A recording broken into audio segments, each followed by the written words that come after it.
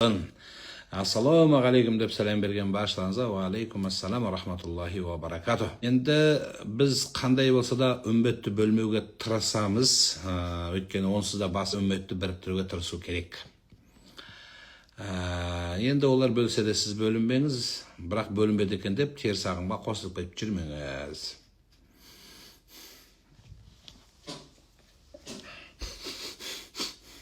Merike qutlu olsun. Amin amin. Elimizдің Елорданың туылған күні, қала күні құтты болсын. Баршаларыңызға амандық болсын. Аман болыңыздар, сау болыңыздар. Үйленуге жол аштырған дұрыс па? Жол аштыру деген не? Жол аштыру деген бата алу. Жол аштыру деген егер рухи аяттарын оқыса, дұға оқытып, сол Аллах Тағала соның берекесін болсын деп тілеу. Береке тілеу. Өзі жол аштыратын адам бірінші мынаны түсіну керек. Бірінші өзің біреудің жолын жауып жүрген жоқсың ба, соны білу керек. Егер сен көре алмас, қызғаншақ, біреуге қиянат ойлаған, біреуге қиянат жасаған, біреуге зорлық-зомбылық көрсеткен адам болсаң, сенің жолың жабылмақ түгіл, өмірің жабылып қалу керек. Не үшін жолың? Сондықтан сіз жол аштыратын адам бірінші біреуден бата алып, мейлі ұстаз бола ма, әулие бола ма, кім болса болсын, сіз бірінші қандай адамсыз өзіңіз, соны біліңіз. Біреуге бәле қуып, біреуге қиянат жасап жүрген адам болсаң, ешқашан жолың ашылмайды.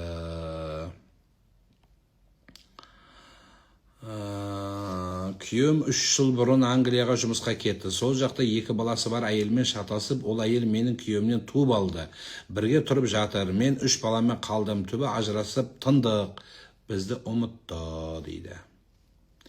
Енді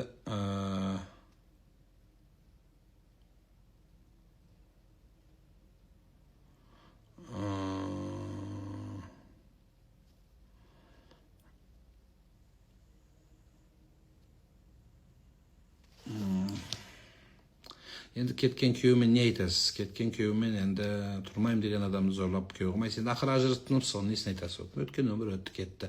Болмағанға болыспа дейді қазақ. Енді түсінеміз, сізде де іште реніш бар, қайғы бар, мұң бар, бірақ жақсы нәрсе емес. Кеткен нәрсе кетті, болмағаны. Ассаламу алейкум. Намаз уақытында рекетте, болмаса рекеттердің арасында адасып кетсе, не істеу керек? Рекеттердің санында адассаңыз, бірінші рекет пе, екінші рекет пе деп, ең жақсысы жаңадан жас адам болсаңыз, намазды қайта оқыңыз. Ал егер үлкен кісі болып, уже шатасуыңыз көбейіп бастап, ақшаңыз көп болып, ақшалармен миың ауысып, уже не істеріңді білмей, соны уже шатасу көбейіп баратса, онда азын қабылдап оқи бересіз. Үйімізде бірдеме жүреді, бәріміз сеземіз, не істесек болады. Азан айтылсын үйде балдар, азан айтса кетеді. Таң намазын оқып ұйықтауға бола ма? Енді ұйықтамаған жақсы деп айтылады. Кітаптарда кітап оқысын, сабақ оқысын, еңбек етсін, жұмыс істесін таңнан кейін, зікір тартсын деп айтылады. Бірақ енді адамбыз ұйықтап қалатындарымыз бар. Ол бір сондай күнә дейтіндей емес. Қызыма азан шақыртайын деп едім, сіз уақытта мешіттеміз біз. Алладан кешірім сұрап, Әл-Фаттах есімін көп айтың. Енді Аллахтан Фаттах есімін айта беріп, күнә істей берсең, жолың ашыла ма не? Тілің 2 метр болып, аузыңа ақ ит кіріп, көк ит шыға берсе, біреуді қарғай берсең, сілей берсең, жолың ашыла ма не Фаттахпен? Әл-Фаттах деп айта бердің де, бірақ үйдегі келінімен жұлысып, әйелді жамандап, біреуді өсектеп, қырғын шығып, біреудің ақшасын тартып алып, жеп жүрген адам болсаң, жолың ашыла ма не? Қандай сөз айтсаңыз жолың ашылады. Сондықтан кішкене адам бірінші амалға қаралады. Кімсің сен? Не істеп жүрсің өзі? Кезінде Хазірет Алиге біреу келіп, осылай жұмысым жүрмей жатыр, осылай істеп жатырмын дегенде, жаңа сен біреудің дүниесін тартып алып бедің дегенде, біреудің қаламын тартып алған ба, қаламын рұқсатсыз алған ба, сондай бір нәрсе бар екен. Просто қаламын алған, ручка. Бұл ручка емес, біз өмірін алып қойып жатырмыз ғой біреудің қанын ішіп. Біреудің өмірін, біреудің бостандығын, біреудің келешегін, біреудің баласын, біреудің өмірін талқан шығарасында жолымды ашсын дейсің. Қалай сен жолың ашылады? Ашылмайды ешқашан жолың. Өліп қалғаным, өліп қалмағаныңа рахмет айт. Сол үшін тәуба қылып, сол адамнан кешірім сұрап, сол адамның ақысын беріп, қарызды алып аласың да бермей қашып жүрсің. Молдаға барасың, жолыңды ашып бер деп. Қалай ашып береді саған молда? Сол қарыз парызымен қоса көміліп өліп қаласың. Еще жаназаның алдында дау болады. Сондықтан қарыз Имам Ағзамның шәкірті Абу Юсуф айтады. Қарызы бар адам дейді, қарызы бар адам. Сарымай жемесін дейді. Сарымай жеуге праваң жоқ. Сондықтан қарау керек ол. Қандай адам екен. Елдің бәріне мына есімді оқысаң күшті болып кетеді, Уақиға сүресін оқысаң болды, көтеріліп кетесің, мынаны бүйтсең болды, бүйтіп кетесің деген ондай сказкаларды адамның амалына қарау керек. Амалға қарады. Біреу пайғамбарды көрдім десе не, жәннетке кіре ме не? Амалға қаралады. Пайғамбар саллаллаху алейхи вассаламның бойында не бар? Не істеген пайғамбар саллаллаху алейхи вассалам? Соны істеп жүрсің ба? Ну что көріпсің түсіңді десейгенде. Аса ауыр қылмыс жасалды олы ма? Оларды кешіре салуға бола ма? Сіздің кеңдігіңіз шешеді. Кезінде осы сұрақты үлкен ғұламаға қойған кезде айтқан екен, қаншалық дәрежеде адамды кешіру керек деген кезде, сені Алла қанша кешіруді қаласаң, адамдарға сонша кешірімді бол деген екен. Енді атан қазақ таспен атқанға аспен ат деген ғой. Балағаның Алланың есімін балаға ат етіп қоюға бола ма? Болады. Алдына Абды деген сөз қосасың. Абдурахман, Абдумалик, Абдуқаххар, Абдурраззақ деп Абды деген сөз қосасың. Абды деген сөз, құл деген сөз. Жаңа сіз айтқан TikToktағы толқын деген апай сізді салатын көресіз ба? Көріп қалам арасына. Айнытпайды ол қыз енді. Сәлеметсіз бе дейді. Еркекке бала керек емес екен ғой, кететін күйеу 10 бала болса да кетеді екен ғой. Тапсалай. Бала туа берсем, баламен ұстап қалам. Жоқ, бала жанды еркектер болады. Сөзсіз, ол бәріне ондай топырақ айтамаймыз. Кейбір әкелер болады, бала жанды болады. Бала жандығы шектен шығып кеткендер де болады. Мамасын жеп түтіп жеп қоятындар болады. Ол басқа нәрсе. Бірақ негізі еркектің бала жанды болғаны жақсы дүние емес. Шектен шығып, Біздің аулада қасқырдың аяғы тиын кілт салынған сумка тауып алдым. Дуа емес па дейді. Иесіне беріңіз, табыңыз. Болмаса полицияға беріңіз. Мынаны иесінен тауып алдым деп. Өткізетіндер бар ғой, соны өткізіп жібер.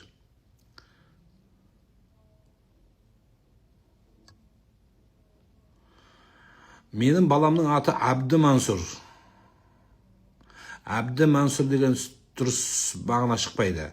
Абул Мансур болады. Абул болады. Абу. У болады ана жерде. Сонда Мансурдың әкесі болады. Абул Мансур Абылай. Хан Абылай атаңның аты солай болған, Ал енді Мансур деген баланың әкесі болады. Ал енді Абды болса құл болады. Мансурдың құлы болады.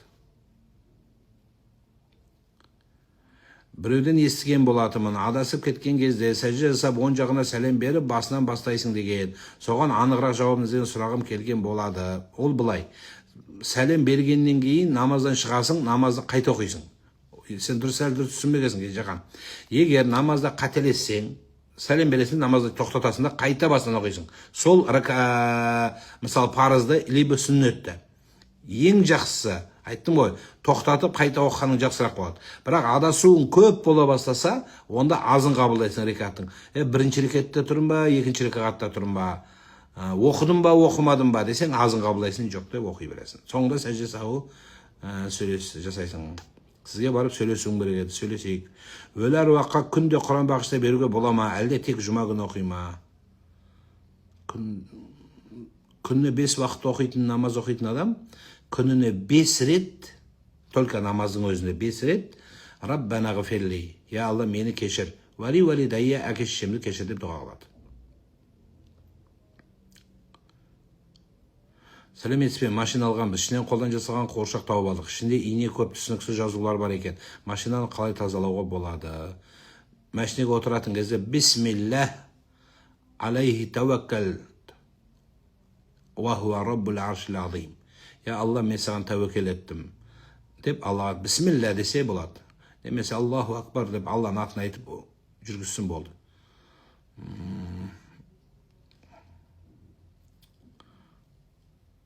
Әйелім мен ажырасып жатырмын. Келіншегім үйде барлық затты ұрлап отыратын. Қазір енді балаларды бермей отыр. Қайтып қосылайық деп не істерімді білмеймін дейді. Қосыл.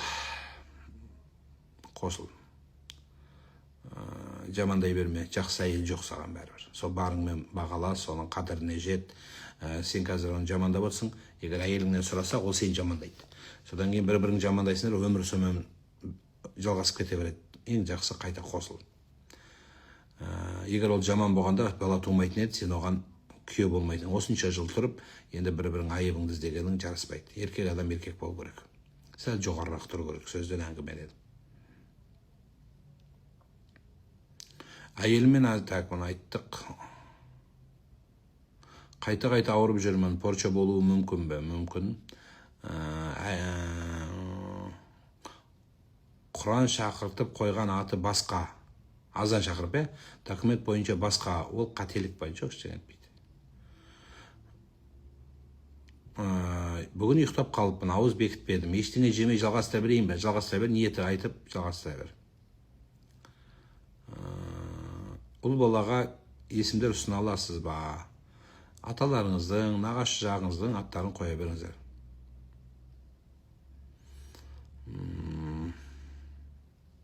Менің әйелім боксер дейді. Ұрысып қалған сайын жұдырық ала жүгіреді, қалай істесем болады? Қаш. Сен қаш. Саяқ жуу, пол жуу. Қорғасын құю, яғни жол ашу қаншалықты рас бұндайды. Негізі, егер жолымды қорғасын ашады десең, ширкке барып тақалады. Ал енді Алла тағалаға үміт етіп айтсаң, Алла тағала істегенсіңде қателік болуы ықтимал. Бірақ ең жақсы адамның жолын ашатын нәрсе қорғасын емес, аят дұғаларды оқып, Аллаға үмітіңді арт. Анамның қайтқанына 20 жыл болды. Садақа жасамай жағдайы жоқ адамдарға садақа беруге бола ма? Болады, бірақ ағайынның басын көрмей қаласың. Мына Құран оқытып ас береді ғой, тамақ. Бұл тамақ берудің өзінің бір негізгі пайдасын айтайын. Аруаққа Құран оқыту ол өз алдына Құранды былай оқи бересің тамақсызда.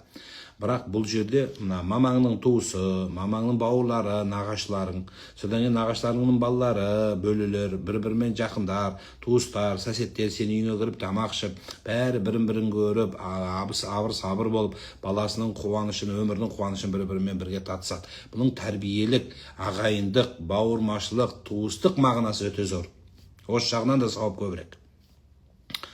Ал енді сен ас берем деп бір-бірлеріңізді ұрсып, бір-бірлерің дүниеңді зерттеп, өсек айтып, бәрін жамандап біреу бөлініп алып, ағайындар өздерінше төртеу бір бөлек болып, екеуін бөліп шығарып, әйел екеуін немесе әйел менен мынаны екі әйел жамандарды бір-біріне жамандап, сөйтіп проблема жасайтын ас болса, одан сауап болмайды, одан күнә көп болады.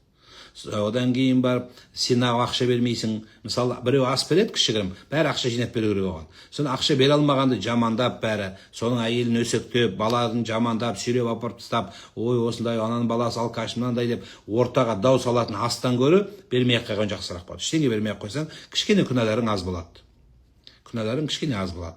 Одан кейін үшінші мақтанып, мен күштімін деп, біреудің менсінбей сәсеттерге табалап, ағайындар ғана жиен, ноғашы, құда біреулерді табалап, міне біз күштіміз деп, ради кого-то біреуге дәлелдеу үшін, ішіңе өзіңе сыймағаныңды елге көрсету үшін, жаңада мебель алғаныңды көрсету үшін, мақтанып, үйіңнің ремонтын көрсету үшін, есік алдын күшті қылып ремонттап қойғаныңды мақтану үшін берген астың біреу қабыл болмайды.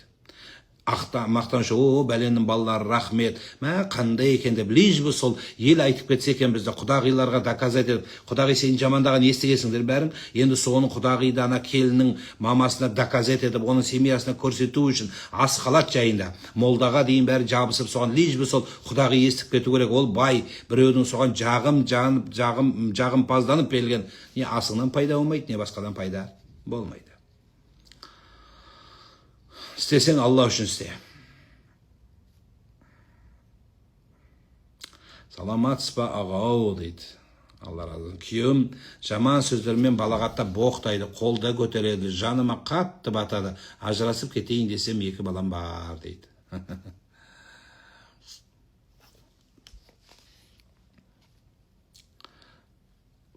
Сені ұратын болса полиция шақыр, полиция шақырды, содан кейін арғай өмір сүре бер. Өмірсіз, семьяңды бұзба. Біреудің нәрсесіне қызықпа. 2 баламен ажырастым, күшті болдым, содан кейін байымнан құтылдым дегендердің барлығының дерлігін бәрі өкінішті бе. ешқайсысын тыңдама. Біреудің жылтырақ өміріне қызықпа. Сол байың жаман емес сенің. Сен қадірін бағасын білмей отырсың сен. Кішкене бір Инстаграм көріп алып, біреудің жылтырақ дүниесіне қызығып отырсың сен.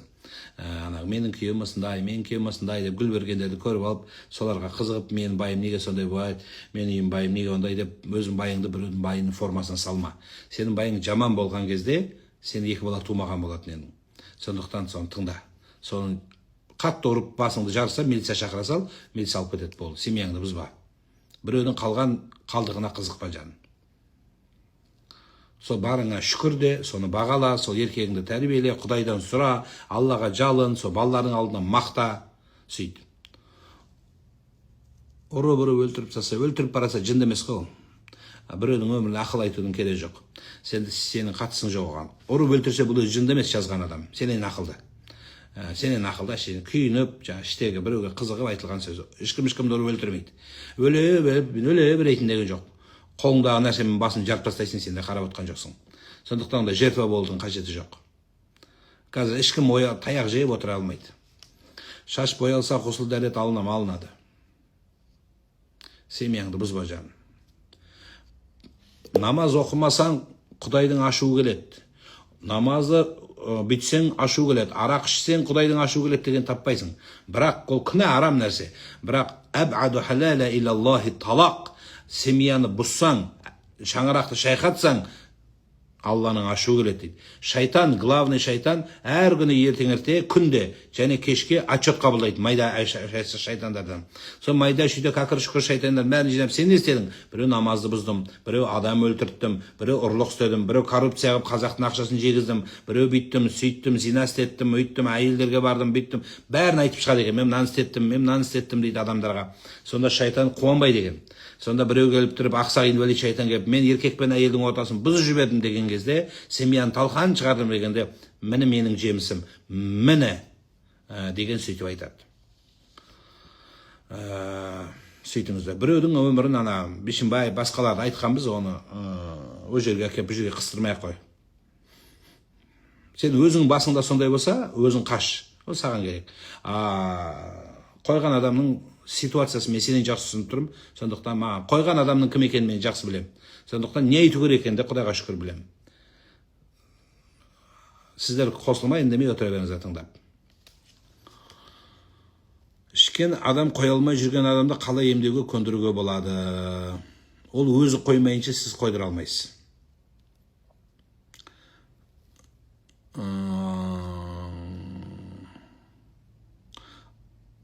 Анам дүниеден өткенде 4 күн болды. Түсімде ақ машина мініп жүр екен. Машалла, дұғаларыңыз сіздің. Дұғаларыңыз. Жүкті әйел шашын қидырып бояуға бола ма? Зиян деп айтылады, сол үшін болмайды. Жынды қалай шығарса болады? Жынның кіруінің өзі сұрақ, кіре ме, кірмей ме деген.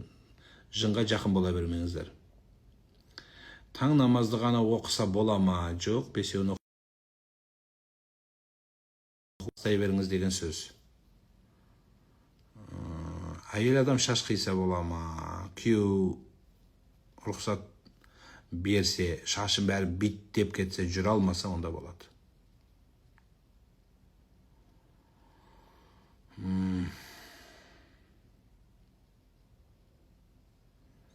Жақында босандым, депрессияға түсіп жүрмін, жиі жылай беремін, не істесем болады дейді. Деп салдыру керек сізге.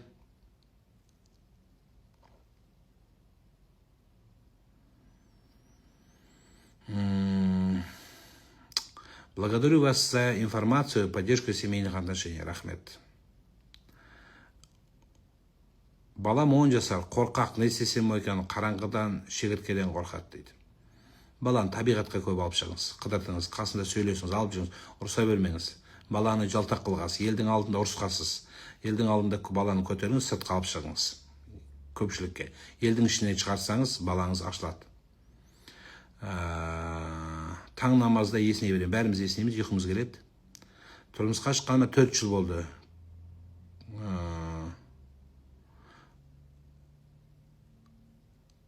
Ажырастым 3 баламен. Несін айтасың енді оның? Не айтайық енді? Құтты болсын дейік па, не айтайық енді? Аллаға дұғам қабыл болса, Алла разылығы үшін алтындарымды садақа жасайым деп едім. Бірақ сол шаруа үшін ломбардқа тапсырдым дейді.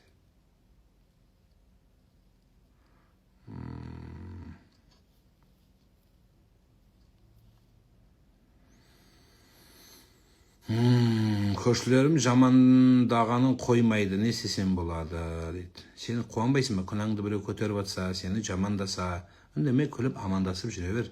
Таспен атқан ғаспен ат, күліп қой, саламатсыз ба де. Сволыштар, оңбағандар, мен күнәмді көтеріп атсам деп айтпа. Күліп қойып мәз болып жүре бер, айта бер, ештеңе етпейді. Намаз оқығаныма біраз болды, бірақ орамал тақпаймын. Қалай келуге болады, тақым келмейді дейді. Намаз барып өз алып келеді. Намазыңды қазағыма. Суррогат ана болу дұрыс па? Дұрыс емес, харам. Мешітте неке қиылмаса балаларға ауыр болам, әлбетте. Балалардан бұрын өзің ауыр болады. Күйеу рұқсат бермесе шаш қиюға өкшіге дейін өсе бере ма дейді. Өлді сөйлей бермей шығарсың сен де. Басың жар десе жарайын деп отқан адамға ұқсамайсың ғой. Өзіңде миың бар ғой. Ұстаз, қыз бала Құран кітапты оқығанда орану шарт па дейді. Құранды оқи берсін, Алланың орамалы иншалла келеді басыңа.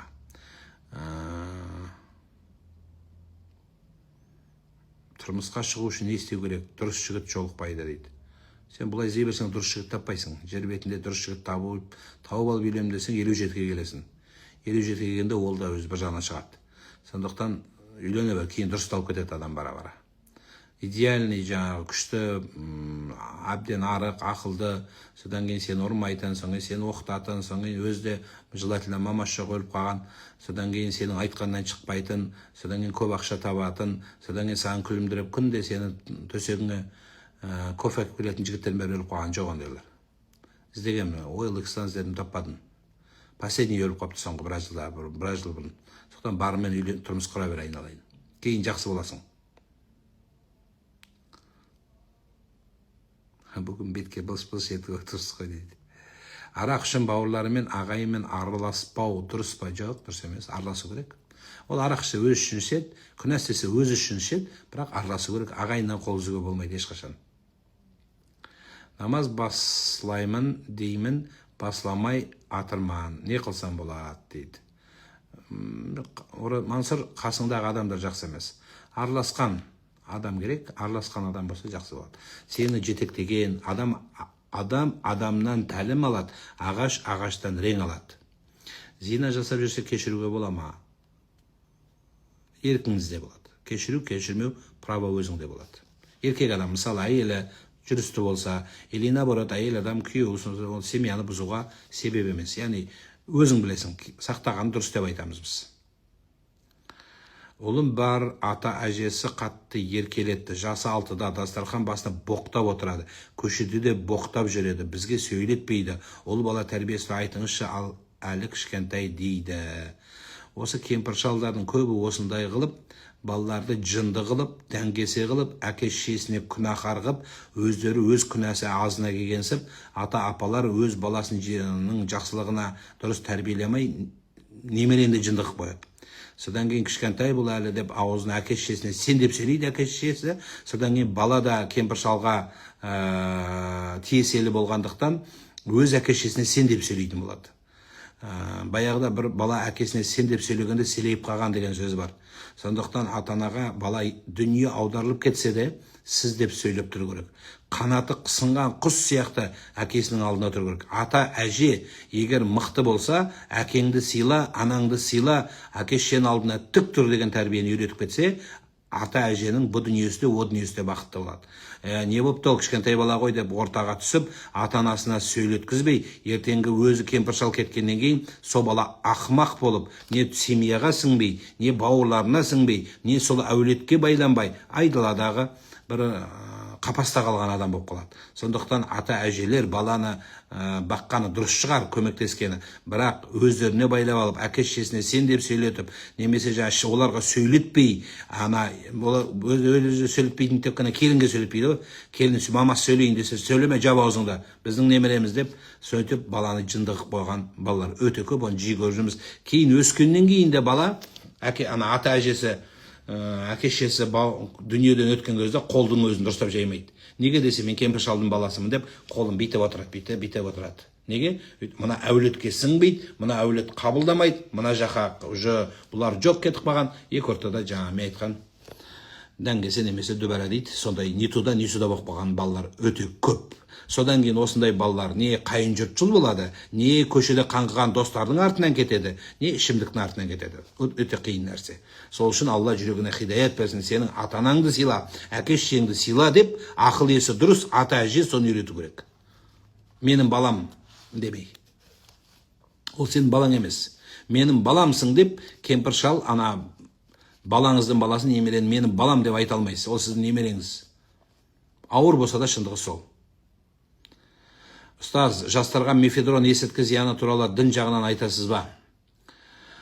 Күллі мұскерин хамрын, күллі хамрын харамын. Бәрлік мас қылатын нәрсе. Ол иіскейтіні, ол салатыны, ол жағатыны, ол қай түрде болса да, қай сипатта болса да, адамның ақылын аздырып,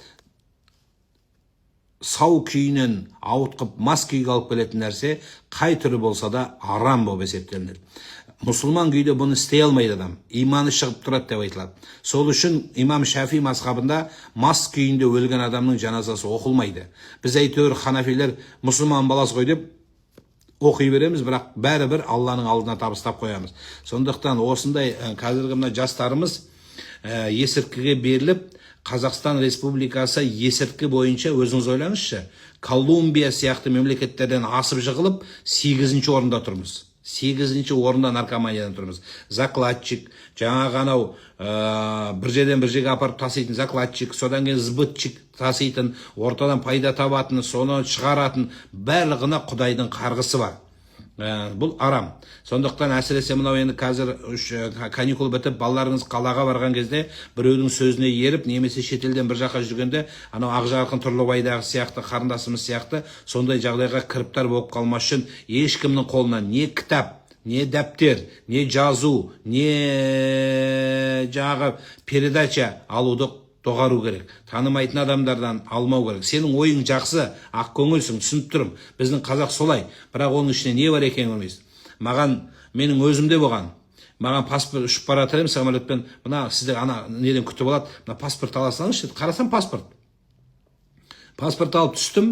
Түскеннен кейін звондаймын. Ана кісі әні келем деп. Содан кейін бір уақыттан келді, паспортты берсем, ішінде ақша болу керек еді дейді. $200 бар еді дейді.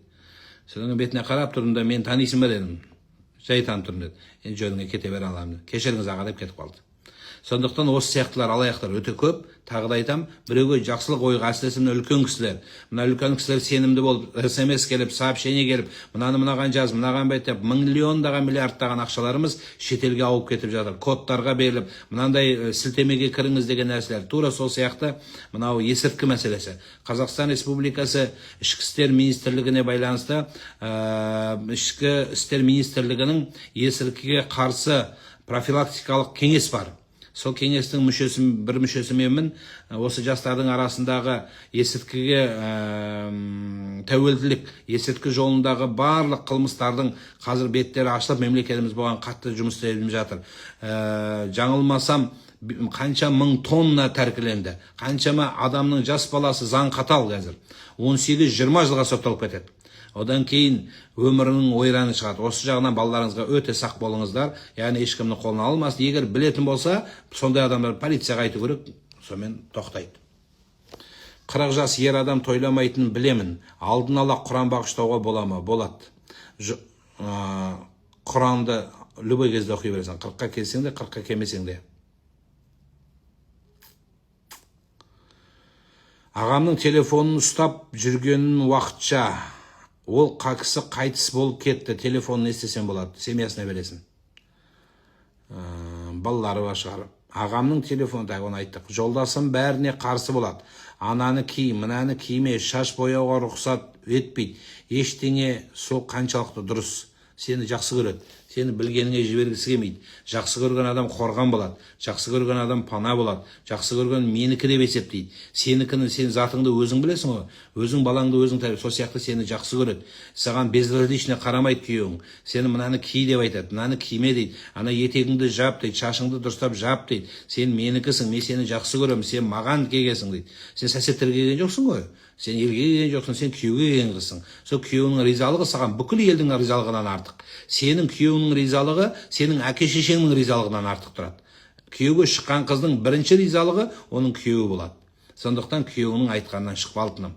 Бұл сенің болашақта тәрбиелеген балаларыңның өзі мамамыз әкемізді қатты сыйлайтын, әкеміздің әрбір сөзін орындайтын еді деп, сенің тәрбиелеген қызың ертең анау күйеуге шығып, сол күйеуінің айтқанынан шықпай, ол да сөйтіп тастай батып, судай сіңіп, үлкен ана құдағиыңнан рахмет осындай қыз тәрбиелеп бергеніңе дейді. Содан кейін балаң да сондай өседі. Сол әулет содан сұқтырады. Елеңдеп сені праваң өзіңде, моя права у меня, я сама знаю деген, онда семья болмайды ол. Ол семья болмайды. Ол партнер болады екеуі. Ондайды партнерский отношение дейді. Сен алып келесің наныңды, мен алып келем. Сен өзіңдікін жейсің, мен өзімдікін жеймін. Давай деп түнде жатса жатады, екеуі жатпаса кете береді, болды. Мен өзім білем деген сөз, мен өзім білем деген сөз жақсы емес бұндайда. Семьяда менің ерім біледі, менің қожайыным біледі, біздің әулеттің адамы, біздің отағасы, мен отанасымын деген сөз сол тегеннен теген дүние емес. Қазақ тарихындағы, салтымыздағы, тіпті дініміздің де талап еткен нәрсесі осы. Ол саған құл бол деген сөз емес. Нерві шыдай алмай жазып жатқандар, келіншектер, сезіп отырмын, шыдай алмай жазып жатқандарды. Жоқ, сіз құл бол деген сөз емес, малай деген сөз емес ол. Сен сол үйдің бір үлкен басын құрайтын адамсың. Дүние таппайтын еркек болмайды, құрарын айт дейді. Сен құрарсың, сен жалғайтын адамсың, сен әулетті көгертетін адамсың. Бала тумайтын әйел болмайды, тұрарын айт дейді. Сен тапқан нәрсені құрап, сол әулетке тұрып, соны әулетті көгертіп, барын бар қылып, есіктегіні төрге сүйреп, төрдегіні көрге апарып тығып тастайтын сенің қолыңа Құдай берген. Басқаға бермеген ол. Еркектің түп-түп айналып тұратын түбі сол бәйтерегі сол болады. Кішкене сабырлық керек, жаңағы көрінген жылтырағандарға сене бермеңіздер. Көрінген нәрсеге сеніп, ойбай, анау биттім де сөйттім, күйеуіммен сөйттім, ол қандай екен деген сенемес, ол сізге келмейді. Жаңа үй алған соң міндетті түрде қой сою керек па дейді. Жоқ, қой не виноват, сен үй алсаң қой причемсіз.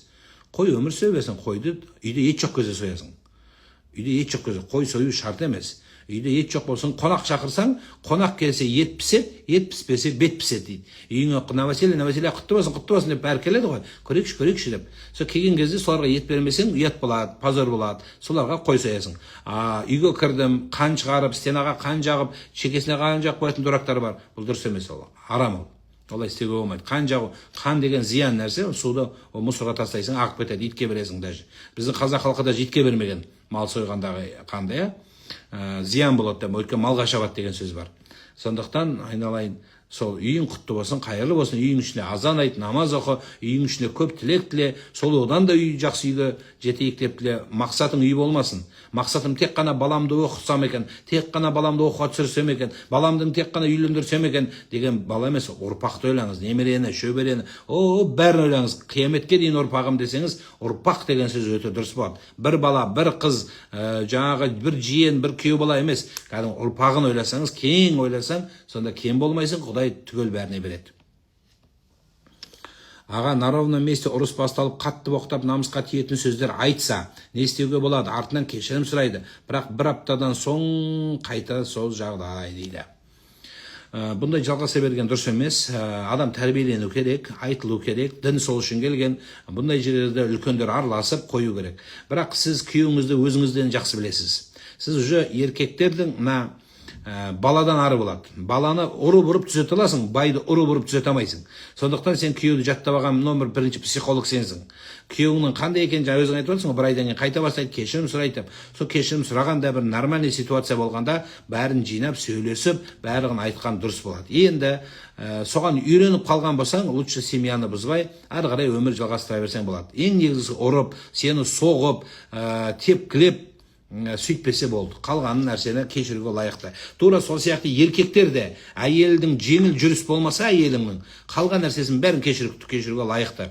Әйел адамның салақтығын, әйел адамның тіл алмайтындығын, әйел адамның кейде босаңсып кететінін, әйел адамның эмоцияшыл екенін, әйел адамның төркіншіл екенін түсініп, кешіруге лайықты ма деп сұрасаңыздар, әйел адам кешіруге лайықты. Соның саған босанып, өмір менен өлімнің ортасына түсіп, бір бала туып бергеннің өзі соған кешіруге достойны лайықты нәрсе. Даже бала көтермесе де соған кешіруге, сенің түнінде бөлініп, сенімен жастығыңда бөлініп, жастықты бөліп жатқанның өзі сен үшін жеткілікті. Сол үшін еркек адам да өзін дұрыстап қарап, денесін жуынып, тазаланып, терлесе терін кетіріп, еркегіне, еркек болса әйеліне, әйел болса күйеуіне бір-біріне жақсы көрініп, айтқан прическасын жасап, айтқан нәрсесін жасап, соған мойынсыну, бұл бақытты түпкі идиллия семьяға алып келеді. Әйтпесе еркек өзінікін істеп, әйел өзінікін істей берсе жақсы емес. Еркек адамның киімін де, еркек адамның әтірін де, еркек адамның әйел алып берсе, тура сол сияқты әйелге еркек сыйлық жасаса, бір-біріне түсіністік болып, бір-біріне деген мейірім жақсы болады. Пайғамбарымыз Мұхаммад саллаллаху алейхи ва саллям әйелдеріңе мал сияқты асыла бермеңдер, елші жіберіңдер дейді. Яғни дайындап, күліп, бір-біріне сыйлық жасап, бір-біріне жақсы сөз айтып, шай бергенде жиі айтып жүрмін, анау кесені берген кезде бүйтіп шайды бүйтіп бере сап, мә өзің іштеп емес, берген кезде бүйтіп қолын ұстап, сөйтсеңіз бұл жақсы болады. Бұл эмоция, бұл сенім, бұл сезім, бұл сөйтіп содан көтеріледі семья. Біреудің қатынына бүйтіп қолын ұстап жүрме шай берген кезде. Өз әйеліңді айтып отырмын. Ана официанттардікін бүйтіп ұстайтындар бар екен. Жоқ, официантқа өйтпе. Үйдегі әйеліңізде. Сол мұрны пұшық қап-қара қатының, жақсы сенің қатының. Соған рахмет айт. Сол бар болып сен ана официантка сенің сасық носкиіңді жумайды. Сен саған қарамайды түріңе. Ыржың еткенге ойлайтын шығарсың, сені жақсы көріп тұр деп. Сенен ақша алғысы келіп тұр, сол үшін саған ыржыңдап жатыр. Сенен бонус түседі, сол үшін. Сен оған мәз болып қаласың, ойлайсың ана, мені жақсы көріп жатыр деп. Құсқысы келеді саған. Просто сенен ақша алғысы келіп тұр, болды. Ана не дейді? Чаевой алғысы келіп тұр. Сол үшін жыртың етіп ыржиды, сөйтсе мәз боласың сен. Сен ақша алған, сен әйеліңе рахмет айт. Сен көтеріп, сен келіп, сол әулетті өсіріп, өндіріп жатқан бір көйлегіңді жуып, ертеңі үтіктеп бүйтіп, менің ерімнің үсті жарқырап жүрсін деп құрметтеген, сен әйеліңді қадірі. Тура сол сияқты әйел кісілер өліп талып, жер текпілеп, бастықтан сөз естіп, сондай саған 5-10 теңге тауып келетін бала шаған асайын деп келген еркекті шұқи бермей, жәнін жей бермей, мамаларың мен туысқандарыңа жамандай бермей, болары болды, бояусыңды сен ешкім зорлап қосқан жоқ, өзің қосылдың, жақсы деп ойладың, сен ойлағандай болмай қалды өмірде, біз айтқандай бола бермейді өмірде бәрі. Сөйтіп соған бағаласаң, иншалла түбі жақсы, қуаныш көп жақсылы болады, айналайын. Келіншегім бөлек шықпасақ кетемін деп кетіп қалды. Содан кейін басқа еркекпен сөйлесіп, кездесіп дейді. Кездесіп ішімдегіні айттым дейді. Араларында ештеңе болмады дейді. Бір баламыз бар, не істесек болады? Бұндай мәселелерді общийға чатқа жазбай айналайын. Біріншіден, мына жерде ойы дұрыс түсінетін, дұрыс түсінсе де дұрыс ойын жеткізе алмайтын адамдар көп неде. Эмоциональный ойлар бар. Тура осы жағдай біреудің басында отырғандар бар. Сосын олар аузына келген жазады да сен ойыңды бұзады. Бұндай проблеманы, тем более әйеліңнің проблемасын маған жекеге жазып жібер. Мен өзім оқимын да, өзім айтып беремін. Одан кейін сенің ситуацияң біреудің басындағы жағдайға келмеуі мүмкін, сенің біреудің басындағы жағдай саған платформасы келмеуі мүмкін. Енді бұл жағдайда не істеу керек? Жалпы мен дін адамы ретінде отбасын құрауға шақырам. Семьяны сақтауға шақырам. Сен оның біреумен кездесем дейтін қатын болса, ол сенің көзіңді бадырайтып қойып істей береді. Көрсетіп қойып тұрып істей береді, не істейсің алмаған деп істей беретіндер бар, олай толып жүргендер. Сондықтан бұл жерде мәселе ол емес, бұл жердегі мәселе сенің кешірімді болғаның жақсы. Ортада бала бар екен, мысалы мен сізге мына деп айтайын. Бала мамасының жезөкшелігін кешіре ала ма? Бала кешіреді. Мамасы сәл жеңіл жүріс жасадым деп мамасына келсе, мама кешіреді. Бала да кешіреді, мама да кешіреді бір-бірін. Сондай дүние айналайын. Сен таяқ жеп қаласың. Сондықтан егер әйелің қателігін түсініп, мен кешір, мені қателестім деп сенің алдыңа келіп, иіліп, семьямды сақтап қалайын деген 100-ден 1% болып 99-ы қарсы болса да, 99 адам саған қарсы болып тұр, бірақ адам сенің қосылам десе, сол бір жағына өт айналайын. Семьяңды сақта. Семьяны сақтап қал. Содан кейін бұны екінші, бұнда ешкімге айтпа. Туған туыстарыңа, ел жұртқа, анау 2000 жылы бұл школда біреумен жүрген, содан кейін мен біреумен ұстап ағам, содан кейін ештеңе болмады деп айтты. Не сөз бұл, не сөз? даже солай болған күні бұны айтылатын сөз емес алтыным. Бұндай сөздерді ешқашан айтпа әйеліңе қатысты. Бұл көптің пікірі дұрыс қабылданбайды саған. Менен сұрадым ба, тікелей бұндай әйелге қатысты, отбасына қатысты. Өткенде де біреу жазып жатыр. Күйеуімді, әйелімді ұстап алдым төсекте біреумен деп. Енді ұстап алған екенсің, арғай не дейін сен қоймайды. Енді мен кешірсем деп едім, 6 балам бар, 4 балам бар, не істеймін деп. Енді не абыройың қалады сенің сөйткеннен кейін. Егер саған семья керек па, аузың жабасың, көзің жұмасың, құлағыңды бітейсің де, өмір сүріп, әйеліңді сүйреп алып кете бересің. Болды, ең жақсы сол.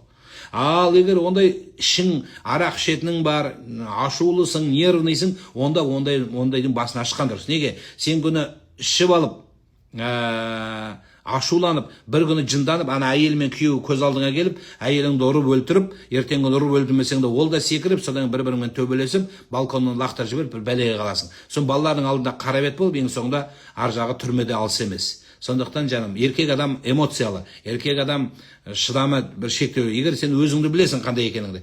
Егер сен андай қаза беретін адам болсаң, жәнін жеп, қаза беретін, айналып кеп, қайтып айтып, кухняға барып, тағы айтып, кір жуғанда барып, тағы айтып, ванна туалетке кіріп, тағы айтып, сол кезде не істедіңдерім, айтшы, деталін айтшы, маған бүйтті, сөйтетін болсаң, лучше семьяны ұстама, жібер оны. Жіберген жақсы. Оның да жаны тыныш, сенің де жаның тыныш, балалар да ана психологически жынды болмайды. Балалар хоть нормальный бала өседі. Екеуің ладно боларың бол. Балалардың есі дұрыс болып өссін. Ал енді жоқ, мен өзім білем, кетем дегенде, енді кет дегенде ит те кетеді, онда жібересің.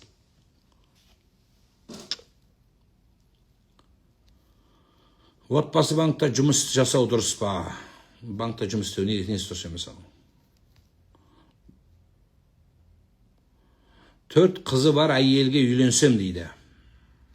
Қате бола ма? Негізі өзім үйленбегенмін дейді. 4 қызы бар, сен мен 5-шісі боласың, 5 баласы болады. Сен де бір бала келсің. Біріншіден сен үйлен алмайсың, үйленетін адам сен сияқты сұрамайды. Бұл біріншіден. Екіншіден сенің туған туысың шешеді. Балалар қазір түкті шешпейді. Қолынан боқ келмейді, сондықтан ең дұрысы ата-аналарыңмен, үлкендеріңмен ақылдас, солар айтады сенің тағдырыңды. Әшейін ол басты қатырудың керегі жоқ. Еркек бұрынғы әйеліндегі балаларына, қазіргі семьясынан да асырауға жауапты ма? Екеуіне де жеткілікті жасай алу дұрыс шығат қызбай дейді. Түсінбедім. Еркек адам ажырасып кеткен әйелдерін бағу, ажырасып кеткен балалар немесе жаңа алимент төлеп жатқан балалар бағу міндетті ме? Міндетті. Алиментпен плюс бағуға, тәрбиелеуге міндеттісің. Міндетті деген сөздің мынандай түсінігі бар. Егер заң жоқ, сені ол жағына тұрмай, қыз жағына, әйел жағына тұрса, онда сен оған араласпайсың. Қолынан келгенше қаражатпен жәрдем бересің. Ал енді кейбір жігіттер, осы жерде бір түсініктеме берейін. Менің балам бар деп, ана бірінші әйеліне бара беріп, түптің-түбінде мына қатынды тастап, ана жерде мына әйел бала туған жоқ әлі. Мына жақта бала бар. Мынаның өмірінің бытшытын шығарып, кейінгі қосылған. Мына әйелімен қосылып, қосылмаса да мынаның жүрегін ауыртып, жаралайтындар бар. Осыларыңыз арам. Неге? Өйткені сен біріншіден сен ажырасып кеткен әйел көшедегі бір әйел болады сенің. Баяғыда әйеліңнің бала туғаны, екеуің тұрған шотқа алынбайды оның бәрі. Болды, ажырастың ба, ол көшедегі басқа біреудің әйелі, басқа бір әйел болады. Саған вообще қатысы жоқ оның. Бала сенікі болады. Осы жерде кейбіреулер бар екен. Мен балама бардым деп, бірінші қатынның үйіне кіріп алады. Еще үйді мен алып бергем деп, сол үйге кіріп алады екен. Мен алып бергем үйімді, еще сен алып бергенсің. Сондықтан ол дұрыс емес. Сен балаға қарайсың, үйге кірмейсің. Баланы алып шығып береді саған, баланы аласың ба, қыдыртасың ба, ойнатасың ба, бала да мәселе. Бірақ әйелмен привет қалайсың деп оны сүйіп, оның байтағы терезеден қарап тұрады екен барлығы. Треугольник болып. Не ақымақтық ол? Ол дұрыс емес. Ол бөтен әйелмен сен көрінгендермен сүйіспейсің ғой, тура сол сияқты болады. Ол сенен кеткен әйел уже красавица болып, басқа бір арғай өмірін жалғайды, саған мүлде қатысы жоқ. Ассалаумағалейкум аға, менің бірінші күйеуім үйінің жалғыз баласы еді. 4 жасар қызымыз бар. Күйеуім қайтыс болды. Екінші тұрмыс құрдым. Қызымды жаныма алғым келеді. Бірақ бұрынғы ата енемді де қимай. Өпітті жаным ау.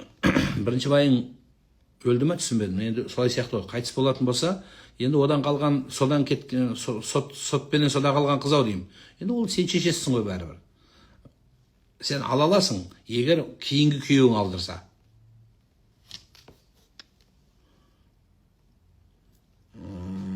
Күйеуің кетіп қалды, арақ ішеді, қуып миымды жеп, арада 2 бала бар. Келіңдер деп жазады, бірақ өзі келмейді дейді. Егер сені ұрып, сені соғып, өміріңе қауіп төніп, денсаулығыңа зияндық келсе, сен баруға міндеттемессің.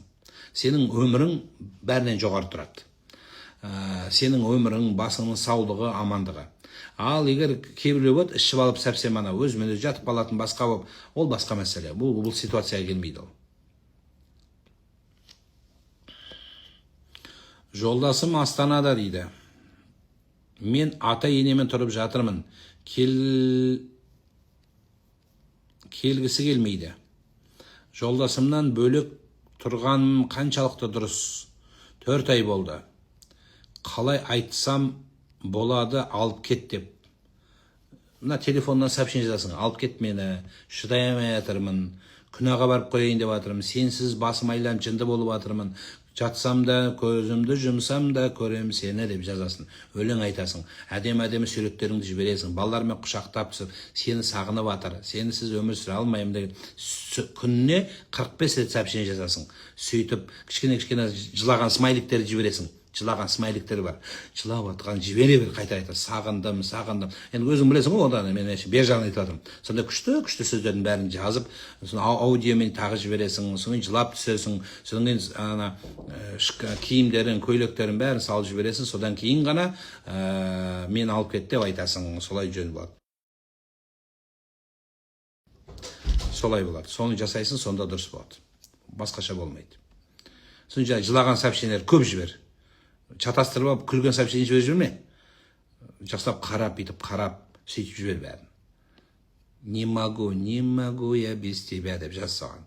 Өлең айт, бүкіл шығармашылығын сал. Сенде 40 есекке жүк болатын айла жоқ. Мен 41-шісін қосып бердім саған айланы. Соның бәрін, өзінде де, сенде де тола. Соның бәрін жібер.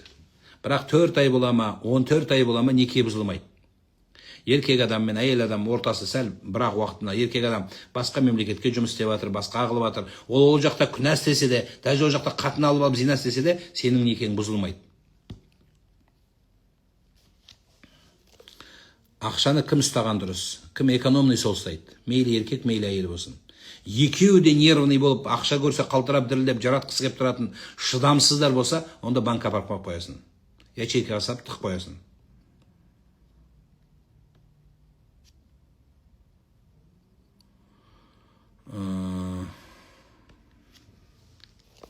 Шашты пешке лақтыруға бола ма? Негізі не істеу керек? Пешке лақтырған жақсы емес, адамнан шыққан нәрсені өртеген дұрыс емес.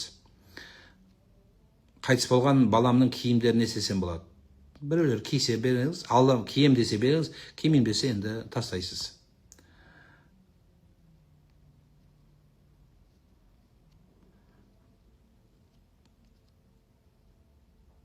Аяғым ауыр, бір қызым бар. Тағы, күйеуім тастап кетті. Күйеуім баланы алдыр дейді. Алдырғаным дұрыс па? Қарасатын адамым жоқ. Әке шешем қайтыс болған дейді. Әке шешең, сенің әке шешең қайтыс болды, сен қаңып кетіп далада қалдың ба? Жоқ, сен де жеттің. Қолыңдағы телефоның 100 мыңның телефоны, 200 мыңның телефоны. Аштан өлдің ба не? Жоқ, өлген жоқсың, өмір жалғасып жатыр. Әкесі жоқ, жетімдер де өмір сүріп жатыр. Дұрыс, қиналасың. Бірақ балаларға өмір сыйла. Сол ішіндегі балаңа да өмір сыйла. Пайғамбарымыз Мұхаммад саллаллаху алейхи біреу келіп, балаларым аштан өліп қалса болар еді, тамағын таба алмай жатырмын дегенде, баланың ризығын беретін сенсің бе, жоқ Құдайыма деген. Өліп қалған баланың да ризығы табылады. Ата-анасының өліп қалса, соның да қозы, шешесі өліп қалса да өмір сүре береді, ризығы бар. Бір қозы туылса, бір жусан артық өседі деген. Сондықтан жаным, Алла ұзақ өмір берсін. Күйеуінің айтқаны бұл жерде жасалмайды. Асырайтын Алла, кең түк болмаса мемлекетке өткізесің. Түк шамаң жеп өліп баратсаң, мемлекет өзі алып қояды сенен. Туысқандар алып қояды, бала көремей айтқандар алып қояды, асырап мен асырайын дегендер көп. Сондықтан жаным, қиналма. Күйеу сөйлей береді, тыңдамаған. Күйеуімнің бұрынғы қызы үйге келіп бізді жамандап кетіпті. Енді қайта келсе көргім келмейді дейді. Керегі жоқ енді. бұрынғы қыз келмес неге дейді. Енді күйеуде мәселе ғой, сенде емес. Ертең қырғын шығарып, сол көргің келмейді деп көзіңе бір ұрып фингал қойып, вообще көре алмай қалып жүрме. Сондықтан күйеуіңе байланысты да, оны басқа жағдай, басқаша жасайды. Сен айтқандай жасамайсың. Қызым 20 жаста, 31 жастағы жігітке тұрмысқа шығайын деп жүр. Әрең келісім бердік, бірақ іштей әлі келіспей жүрміз. Қалай жақсы қабылдауға болады? Сіз не аласыз соны қабылдап? Қабылдайтын күйеуің қызың ғой? Енді ортасы 10 жас болса не болыпты? Кәрі, инвалид, қатын жіберген, әбден бәрін көрген деп жатсыз ба? Жоқ. Сіздің қызыңызды бақытты болып, сіз неге болмаған нәрсеге ана пойыздың алдынан алып жүгіріп барасыз? Сол 10 жас үлкен кісі, 11 жас үлкен кісіменен, жолдасымен бақытты болса, қызыңның бақытын ойламайсыз ба? Оған комфортный болса болды емес па? Қызың жақсы өмір сүріп, қызыңызды алақанына салса, несіне қайғырасыз? Ол пенсионерге күйеуге шығып жатқан жоқ қой? Қайта жақсы болады. Қыз бенен еркектің ортасы үлкен болғаны өте жақсы болады. Еркек соның деңгейінде болады, әйелді жақсы түсінетін болады. Ол жасы келіп үйленсе, қой енді жас қыз аламаймын, осыны бағалайды, қызыңды көтереді, қызың сол әулетке тастай батып, судай сіңіп, соны алақаны. Сіз отырсыз келісе алмаймын деп. Сен келіспей-ақ қой. Сен келісің маңызды емес. Қызың келіссе болды. Қызың келісіп тұр ма? Болды, бақытты болсын. Қызыңызды поддержка жасамайсыз ба? Қызыңыздың ойына сіз күмән салып жатсыз. Ісім дұрыс па, дұрыс емес. Маманың түріне қарап, бүйтіп отырсың. Не мынаны қимайды махаббатын, тұрмыс құрайын десе, қызың ақылды екен, қайта бара жатқан. Жоқ, тұрып сізді қимайды. Ертең барып алып тұрып, сәл бір нәрсе шықса, дұрыс мамам білген екен деп, соның бетіне басып, ертең семьясы талқандалуына сіз себепкер боласыз. Таңдады ма? Жақсы қызым, бақытты бол деп, қайта ақ батаңызды беріп, сөйдіңіз. 10 жас үлкен ода тұрған не бар? Ел 14 жас қатынға да тиіп жатыр, балалар. 14 жас үлкеннің некесін қиып бердім өткенде.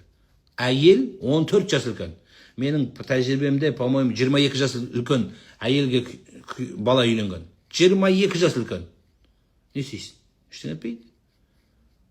Ондай емес қой? Қолым сынық гипсте, не айтасыз?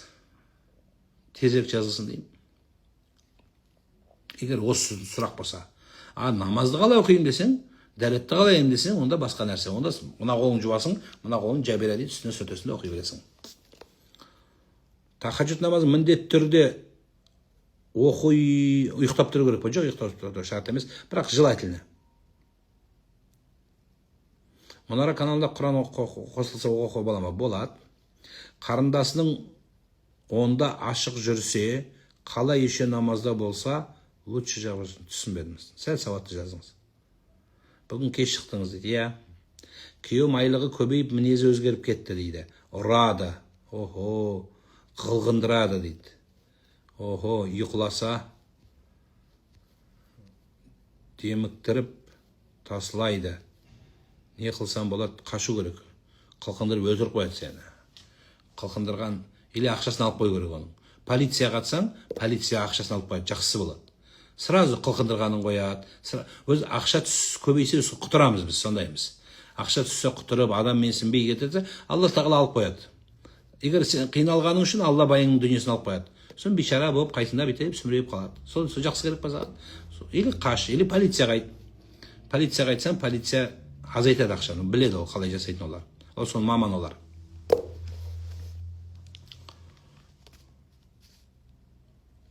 Сіз Өзбекстандасыз ғой деймін, Өзбекстанда білмеймін. Бізде де антикор бар еді, жауып тастады енді қазір. Сол антикоррупционныйға айтсаң, қиын болма, не қазір? Соған айтсаң, солар орын тауып береді ақшаны, мемлекеттің есебін алады, қайтадан добрый болып қалады күйеуің. Күйеуім сәл бір нәрсе болса болды, бөлек жатып алады, сол дұрыс па дейді. Дұрыс, егер жынды болса, нервный болса, саған сөйлей бергенше бөлек жатқанда қуанбайсың ба? Кейбір әйел еркектер болады, ашуланады да әйелінің миын жейді таң атқанша, ұйқы бермейді. Не өзі ұйықтамайды, не саған ұйқы бермейді. Керек па саған сол? Барып жатса қуан, спокойно жатып ұйықта, телефон шыққы, тикток көр, сон жатып ұйықта да ертең жаным деп чайын беріп тамағын берсең бітеді сонымен. Сен нағып жаттың да, нағып жаттың, нағып кеттің деп, оған тыныштық бермей, оның қанын ішіп, свет жағып алып, жүріп келіп, не керегі бар? Қуан қайта, саған тиіспегенде.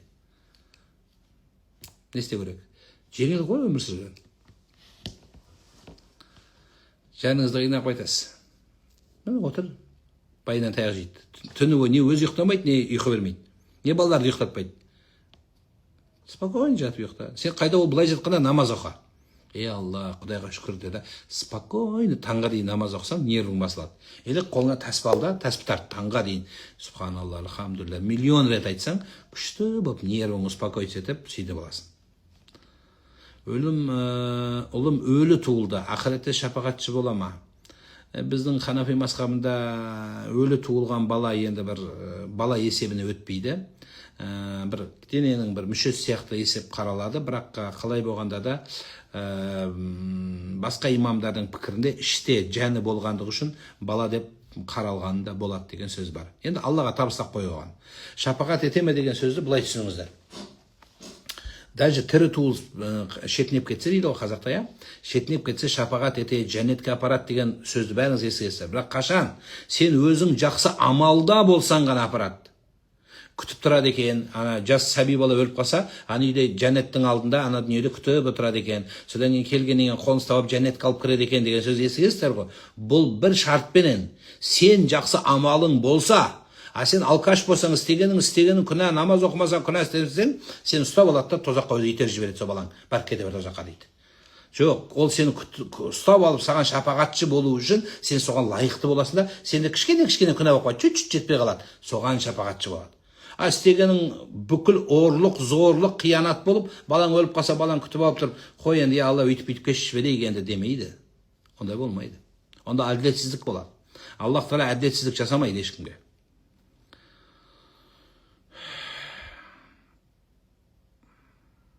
Аға, менде ораза айынан қарызым бар еді, бірақ 6 жыл болды. Содан кейін ораза ұстаған жоқпын. Не себеп? Жоқпын, бір себептермен. Енді ұста, қарызың мойында тұра береді. 6 жылдық қарызың тағы тұрады. Тәспі тартуға болады ма, намаз оқымаса да? Болады. Тартыңыз. Сол тәспімен бұйырса келесі намазға. Балам әкесімен сөзге келіп, отбасымен кетіп қалды дейді. Бірге тұратынбыз дейді. Бірге тұратынбыз. Ұл да ақшамен проблема. Әкесі соған күйінеді. Ұл да түсінгісі келмейді. Әкесі соған жынданады. Не істесе болады? Тыныштық беріңіз.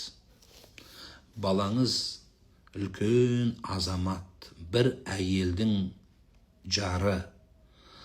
Бір баланың, бірнеше баланың әкесі. Әке шешелер баласын кішкентай бала көріп, өз баласын төмен басып, келінді одан төмен көріп, оның ойын тыңдамай, көңілін тыңдамай, омен ақыл бөспей, ақыл үйрете бергенді қою керек. Ол үлкен тұлғалы азамат болды. Әйелінің алдында абыройын түсірме. Ол сенің балаң, дұрыс. Кішкентай болып көріне береді саған, бірақ ол үлкен уже тұлғалы азамат ол. Сіз өліп қалса да әке шешесі бала өмір сүреді сол. Біреуден ілгері, біреуден кейін өмір сүре береді. Ешкім ешкімді бағып асырамайды, Алла асырайды. Бұл ма? Сөйтіп айта бергеннен кейін, жәнін жебергеннен кейін не бейір қалды әкенің?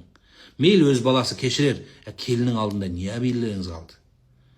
Әкесін осындай екен деп, төркінді итак бүкіл ел естіп жатыр. Төркін тұрмақ бүкіл Қазақстан естіді міне. Мына жаңа Қарақалпақстан естіп жатыр. Болды емес пе? Не керегі бар? Не бейірлеріңіз қалды? Керек жоқ.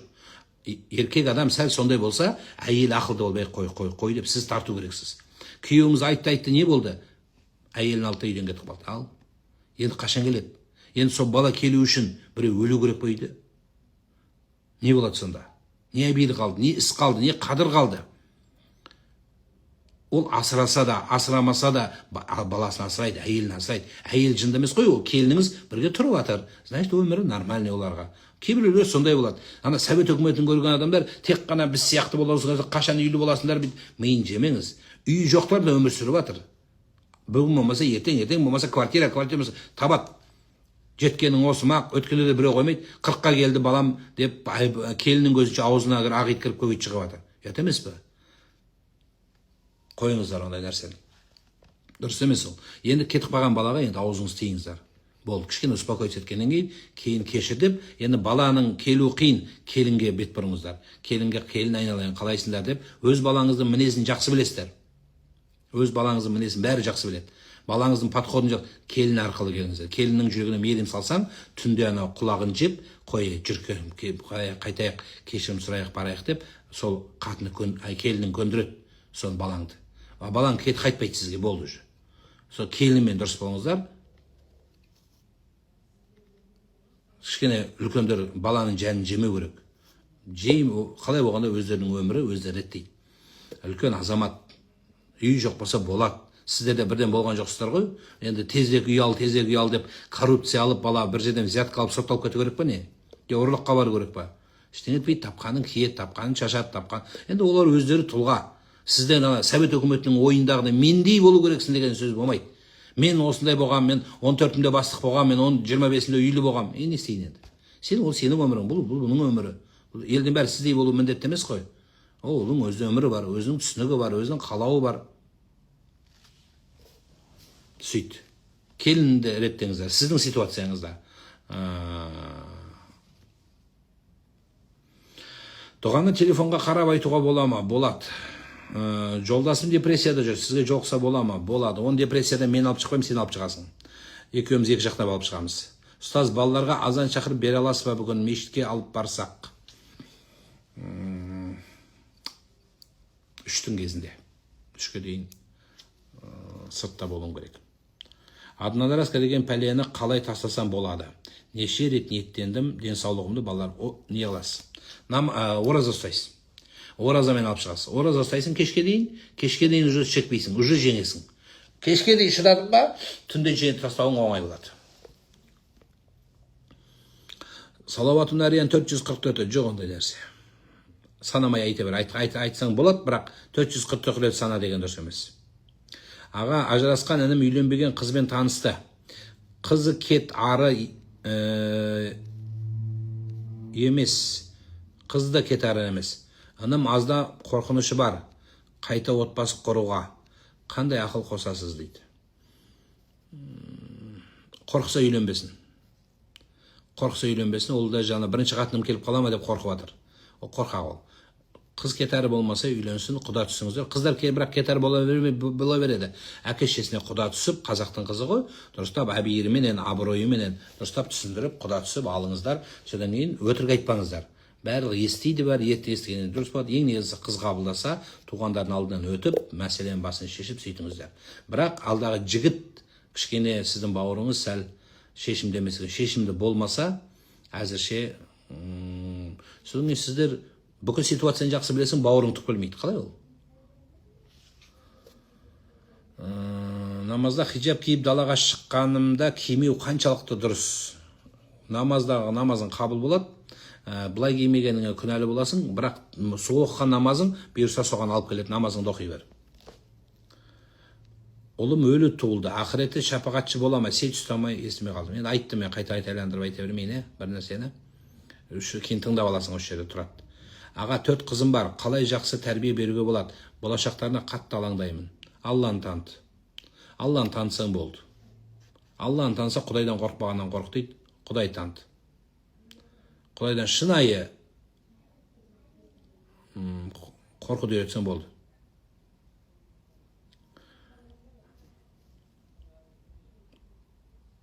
Жалғыз 16 жастағы қызы қайтыс болды. Өзіне келе алмай жүр.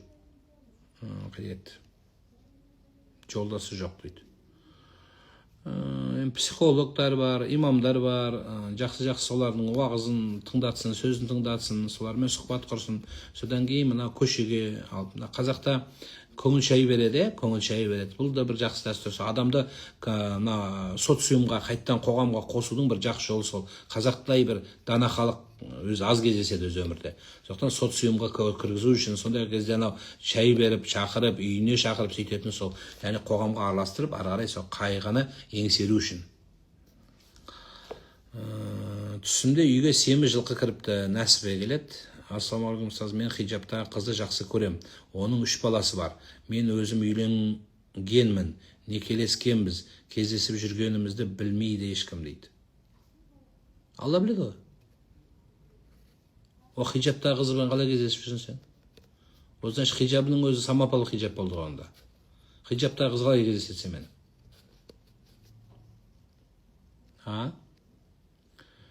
Жолдасым жұмыс жасағысы келмейді, не істесем болады, үйде жатқанды жақсы көреді дейді. Салат көбірек жасай берің, салат бер, гороховый суп бер ішетсін. Сөйтіп үйден жүгіріп шығатын болады. Сөйтіп диваннан тұрғызасың. Одан кейін жәлін жей бермесен де, еркекті ақымақ емес, тұрады. Кішкене бір сондай замыкать деп қалады еркек, сондай болып қалады. Кейде бір нәрсе көрінеді, кейде бір сезім оянады, көктем келеді, құстар ұшады, құстар келеді. Сөйт. Адам дуадан өліп кетуі мүмкін ба? Мүмкін. Мүмкін. Пайғамбарымыз саллаллаху алейхи көзден өлетіндігімді айтқан. Ұлым 8-де әкесі тәрбиесіне араласпайды. Балам өте момын, ынжық болып бара жатыр. Қалай мінезді қылу керек? Ер мінезді. Мешітке беріңіз. Мешіттегі молдаларға, медреселер бар ғой, оқытып отқан, соған беріңіз. Сол қоғам ашады. Кейбір кезде әке ашпағанда қоғам ашады, орта ашады. Соған беріңіз балаңыз. Содан кейін домбыраға беріңіз. Қазақтың мұны бүгін домбыра күні мен сіздерді құттықтаймын. Бүгін домбыра күні білесіздер, соған сәйкес келіп отыр. Домбыраға беріңіз балаңызды. Домбыраны, ынжық болған баланы домбыра ашады. Ұялшақ болған баланы домбыра ашады. Өйткені домбыраны елдің алдына алып шығу керек болады. Домбыраның сондай қасиеті бар, адамның мына уверенность береді. Енді өйткені өзіне өзі тыңғыр тартпайды, елге қарап тартады бүйтіп. Сол кезде адамда уверенность болады, көкірегі көтеріледі. Сонда жақсы болады. Соның балаңызға ақ көйлек кигізіңіз. Ақ шылақ киіп жүрсін. Ақ болған бала бүйтіп қырғымай бүйтіп, елге бүйтіп қоғамға үйренеді. Қап-қара көйлек, қап-қара нәски кигізіп жүрсең, көктемде киіп, күзде киіп, мартта бір шешеді. Ондай емес. Ақ көйлек кигізіп, аққа үйретсеңіз, қоғамға үйретсеңіз, бала ашылады. Ашылудың жолы бар. Содан кейін қазақтың жырлы дастандарын, батырларды өзіңіз оқыңыз да, мына Алпамыс батыр, Қобыланды батыр, Жиренше шешен, мақал мәтелдер, данышпандар, даналықтар, сол нәрселерді жаңылпаштар емес. Солар бала кейін жаңылпаштар үйрет, ол сөзін реттестіру үшін. Ал бірақ жаңағы бабаларымыздың, мысалы айтайық, Махамбет Өтемісұлының шығармаларын соны үйретіңіз. Содан кейін қазақтың күйлерін балаға қай күйде не айтқысы келген, Қазанғаптың күйін, Динаның күйін, анау филармония, біздің анау облыстық жаңағы филармониялар, облыстық театр, сондайға балаларды апарыңыз. Сол жерде анау стенада суреттер ілініп тұрады. Құрманғазының суреті, жаңағы үлкен аталардың суреттері тұрады. Соларға қарап, мысалы Жамбыл Жабаев атаның суреті тұрады. Қарайсында Жамбыл атам қандай болған деп соларға қарап енке үйренеді. Содан кейін сондай үлкен кісілер құрметтеуге үйреніп, содан бала ашылады. Музейге апарыңыз, сөйтіп баланы жетекті, бала ол жетектеуді, өсуді, ағашты өсіресің, қайта-қайта шөбін жұлып, қайта-қайта су құйып, сөйтіп өсірген сияқты балада бір ағашты өсіруге сондай ыштихаттық керек болатын болса, баланы өсіруге қандай дүние керек. Бірақ келешекте соның жемісі болады, Алла алдында дәрежесі болады. Сол үшін баланы сонда ортаға үйретіңіз. Жаңағы қоғамға алып шығыңыз. Мешіттегі имамға барып, баламды осындай ортаға алып шық деп, имам елдің алдында балаңа Құран оқытады. Балалардың алдында достарым, балада уверенность пайда болады. Елдің алдында ашылады, жаңағы ынжықтығы кетеді, сөз сөйлейтін болады, ашылатын болады, ойын жеткізеді. Діннің өзі біреуді жоғары қойып, төмен қоймайды, теңдей қояды. Барлығын бірдей қылып тәрбиелейді. Балада сондай өзіне кемелдік, өзіне сенімдік орнайды. Мен айтқан нәрселердің бәрін жасасаңыз, иншалла, жаман болмайды қазақтың баласы.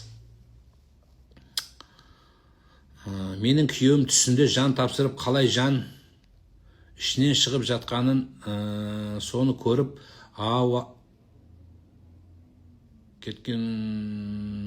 көріп жата береді.